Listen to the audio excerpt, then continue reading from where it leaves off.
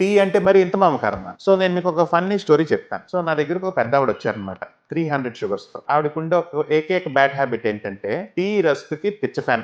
మేమేం చేసాము, medicines update చేసాము. టీ, రస్క్ మానేయమని అడిగాం. 1 మంత్‌లో ఆవిడ మా దగ్గరికి మళ్ళీ రిపీట్ విజిట్ చేసినప్పుడు ఏంటంటే, షుగర్స్ 300 నుంచి 200 దాకా తగ్గినాయి. బట్ తెలిసిందేంటంటే, అప్పుడు ఆవిడ టీ, రస్క్ మానలేదు. ఎందుకు మళ్ళీ మందులు మార్చడం, అమ్మ టీ, రస్క్ మానేయండి అని చెప్పి మేము కన్విన్స్ చేసాం. మా మాట గౌరవించి ఆవిడ టీ, రస్క్ మానేసి నెక్స్ట్ టైమ్ విజిట్ చేసినప్పుడు షుగర్స్ మళ్ళీ 300కి వెళ్ళిపోయినాయి. మాకు జుట్టు పీక్కున్నాం. టీ, రస్క్ మానేశారు. చెప్పిన అన్ని ఎక్సర్సైజులు, వాకింగ్‌లు చేసుకుంటున్నారు. మెడిసిన్స్ టైంకి వేసుకుంటున్నారు. అండ్ వాళ్ళ ఇంట్లో వాళ్ళు కూడా అదే చెప్పారనమాట. అది 100% ఆవిడ పర్ఫెక్ట్‌గా పాటిస్తున్నారని. మాకు అర్థం కాక రీడింగ్స్ తప్పేమోనని చెప్పి మల్టిపుల్ టైమ్స్ చెక్ చేసాం. కానీ ప్రతిసారి ఇలాగా హై రీడింగే వస్తుందన్నమాట. సో, తప్పట్లేదు. ఒక 10 రోజులు ఇన్సులిన్ స్టార్ట్ చేసుకుందాం అని చెప్పి పాపం పెద్దావిడ కదా ఇష్టపడుతున్నారు కదా! పోన్లేండమ్మా మీ టీ, రస్క్ తినేయండి అని చెప్పి పర్మిషన్ ఇచ్చాం. జస్ట్ ఇన్సులిన్ పెట్టే ముందు రోజు షుగర్ చూసుకుంటే ఎగ్జాక్ట్‌లీ 200 బిలోకొచ్చింది. సో, అప్పుడు మాకు అర్థమైంది ఏంటంటే ఆవిడ టీ ఆపేసినప్పుడు ఆవిడ ఇబ్బంది పడిపోయి చుట్టుపక్కల ఉండే వాళ్ళందరి బుర్ర తినేసిద్దంట. నేను టీ తాగలేదు, టీ తాగలేదు, టీ తాగలేదని. సో, టీ తాగలేదని స్ట్రెస్ వల్ల